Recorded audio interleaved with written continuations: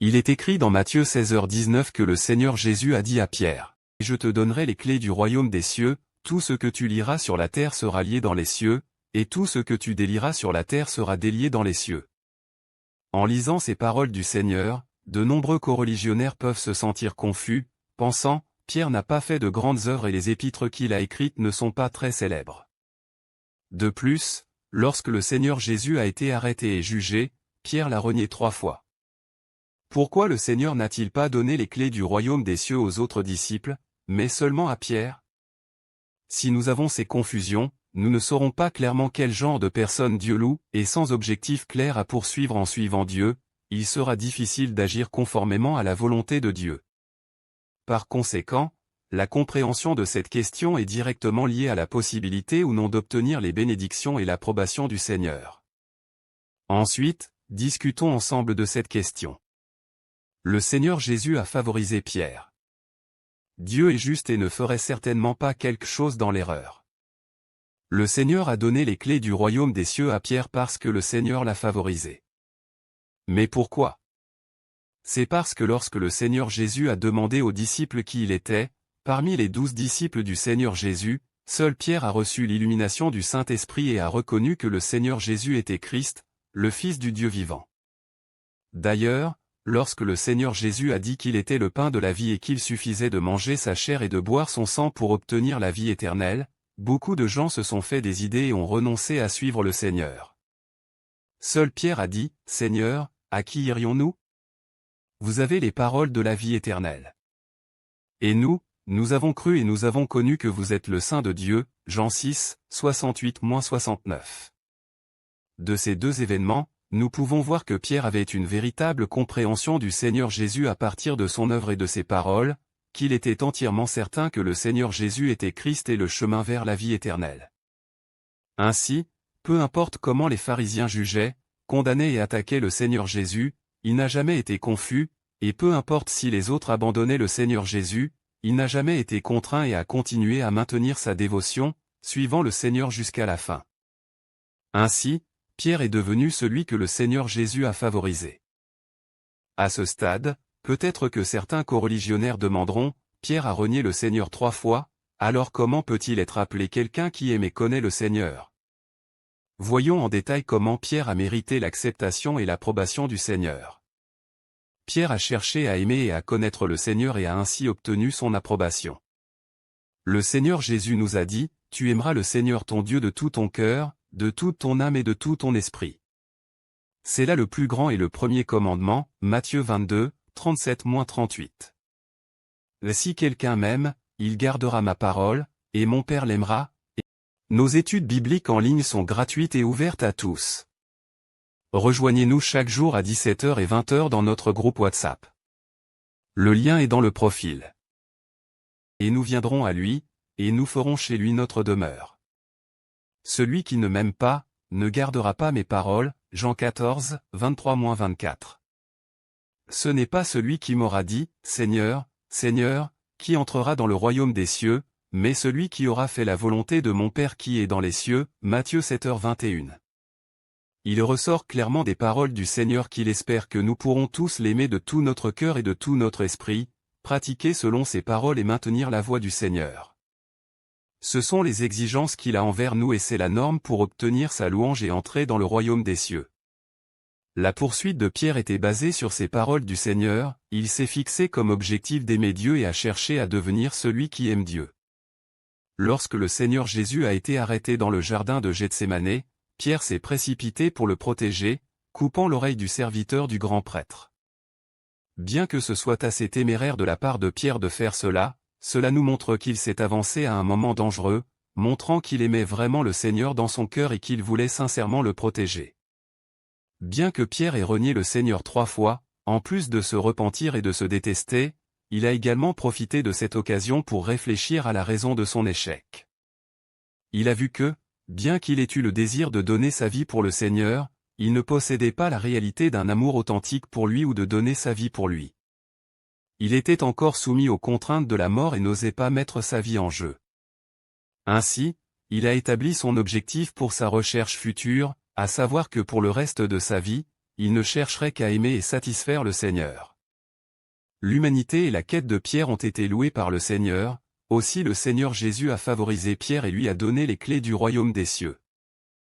Pierre est resté fidèle à la mission du Seigneur pendant toute sa vie après la résurrection du Seigneur Jésus et son retour au ciel. Pierre a parcouru le monde pour annoncer l'Évangile et faire paître les troupeaux. Il témoignait des paroles du Seigneur et de sa volonté et enseignait aux gens comment mettre en pratique les paroles du Seigneur. Dans son travail, Pierre soutenait les coreligionnaires avec les vérités qu'il comprenait et sa véritable compréhension de Dieu, exaltant et témoignant de Dieu partout et amenant les coreligionnaires devant le Seigneur.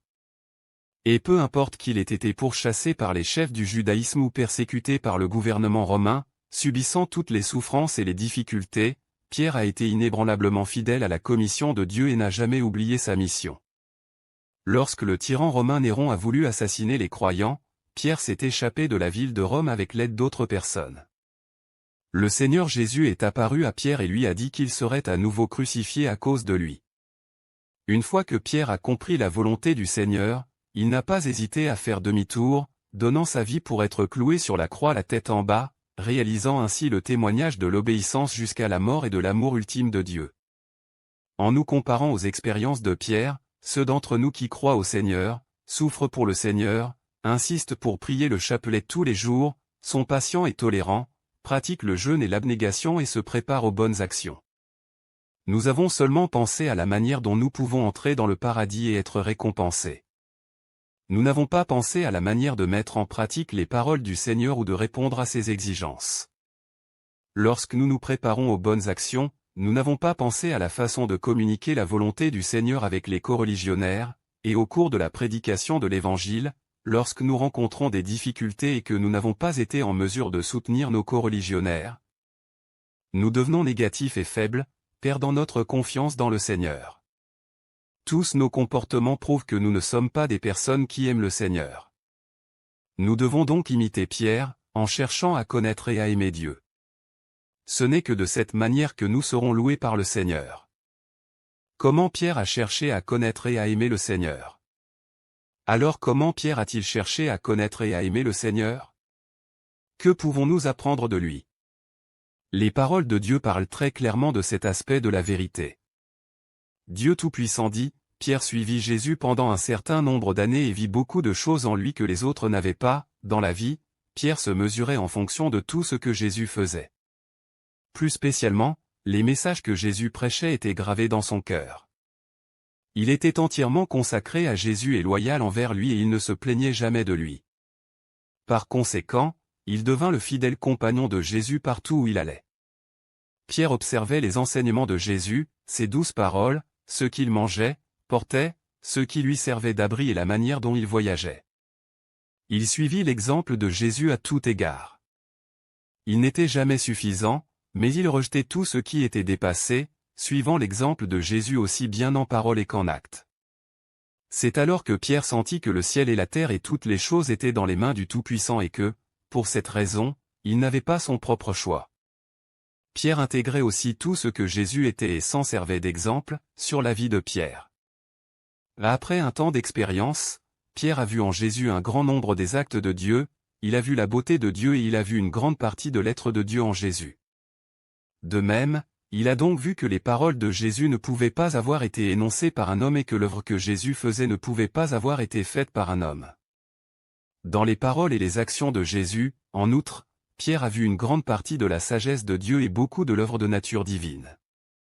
Au cours de ses expériences, il n'a pas seulement appris à se connaître lui-même, mais il a aussi prêté attention à chacune des actions de Jésus à partir desquelles il a découvert beaucoup de nouvelles choses, à savoir qu'il y avait de nombreuses expressions du Dieu concret dans l'œuvre que Dieu faisait par Jésus, et que Jésus différait d'un homme ordinaire par ses paroles, ses actions, ainsi que par sa façon de guider les églises et par l'œuvre qu'il menait à bien.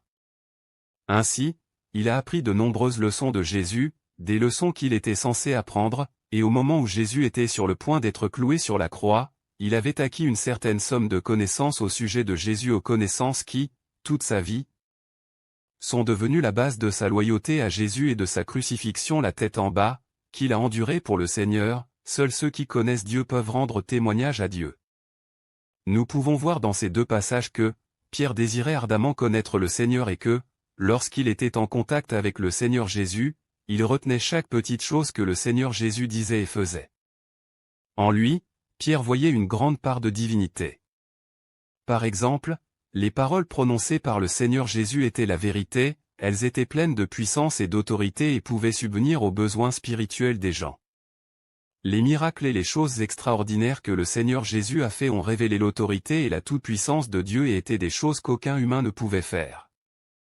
Le Seigneur Jésus a sauvé les pécheurs avec miséricorde, pardonnant tous les péchés et accordant de riches bénédictions à l'humanité. Il était plein de miséricorde et d'amour pour les êtres humains.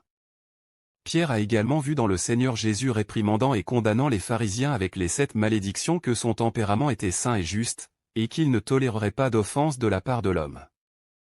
Pendant qu'il travaillait, peu importe la souffrance de sa chair ou la difficulté de son œuvre, même si cela signifiait sacrifier sa propre vie, le Seigneur Jésus était déterminé à accomplir pleinement la mission de Dieu. Pierre a vu que l'essence de Christ était l'obéissance à la volonté de Dieu le Père. Pierre a vu une grande part de divinité en Jésus et a acquis une compréhension authentique et pratique de Dieu. En outre, Pierre a gardé les paroles du Seigneur Jésus dans son cœur, les méditant fréquemment et cherchant à comprendre la volonté du Seigneur à partir d'elle, afin de pouvoir répondre aux exigences de Dieu envers l'humanité. Un jour, le Seigneur Jésus lui a posé 3 fois la question, « Simon, fils de Jean, m'aimes-tu » Jean 21h16. Pierre a souvent contemplé cela et, par ses réflexions, a compris que ce qu'il aimait n'était qu'un Dieu vague dans le ciel, mais pas le vrai Christ. Il s'est rendu compte que ce n'était pas vraiment aimer Dieu, et que seul aimer Christ sur la terre était véritablement aimer Dieu. Dès lors, il priait souvent et cherchait comment atteindre l'amour du Seigneur. À la fin, il a atteint l'amour ultime de Dieu et l'obéissance jusqu'à la mort, devenant ainsi quelqu'un qui aimait vraiment Dieu. Pierre a également été capable d'accepter et d'obéir aux critiques du Seigneur Jésus, et d'en tirer la vérité. Lorsqu'il a appris que le Seigneur Jésus allait être crucifié et qu'il a essayé de l'en empêcher, en disant qu'il était impossible qu'il en soit ainsi, le Seigneur Jésus l'a sévèrement réprimandé, en disant « Va-t'en. Arrière de moi, Satan. » Matthieu 16h23. Pierre a compris, grâce à la forte réprimande du Seigneur Jésus, que tout ce qui entrave la volonté de Dieu est une action de Satan et est condamné par Dieu. Nous pouvons voir qu'il était important pour Pierre de comprendre le Seigneur à partir de son œuvre, de ses actes, de ses sermons et de ses réprimandes, et c'est pourquoi il a eu une véritable compréhension du Seigneur et a développé un cœur d'amour authentique pour lui. Co-religionnaire, maintenant nous pouvons comprendre, ce n'est pas pour rien que le Seigneur Jésus a loué Pierre et lui a donné les clés du royaume des cieux. Le Seigneur Jésus avait une affinité avec l'humanité et la personnalité de Pierre, et son cœur d'amour pour la vérité et pour le Seigneur. Il savait que Pierre était le plus digne de sa mission et de sa confiance, c'est pourquoi il lui a confié la grande responsabilité de paître ses troupeaux. Dans le passé, parce que nous ne comprenions pas la vérité et étions incapables de voir à travers l'essence des gens, nous avons délimité Pierre selon le fait qu'il a renié le Seigneur 3 fois par faiblesse temporaire. En fait, Pierre ne suivait le Seigneur que depuis 3 ans à l'époque, sa foi n'était donc pas encore si grande. À un moment critique entre la vie et la mort, la faiblesse de la chair est tout à fait prévisible. Si cela avait été nous, peut-être aurions-nous fui lorsque le Seigneur Jésus a été arrêté. Nous devons donc croire que Dieu est juste et qu'il sonde le cœur et l'esprit des gens. Puisque Dieu a donné les clés du royaume des cieux à Pierre, nous devons rechercher la vérité pour comprendre pourquoi Pierre a été approuvé par le Seigneur selon les paroles du Seigneur. De cette façon, non seulement notre confusion peut être résolue, mais il est également bénéfique pour nous de trouver le moyen d'être bénis et loués par Dieu. Rendons grâce à Dieu. Nos études bibliques en ligne sont gratuites et ouvertes à tous. Rejoignez-nous chaque jour à 17h et 20h dans notre groupe WhatsApp. Le lien est dans le profil.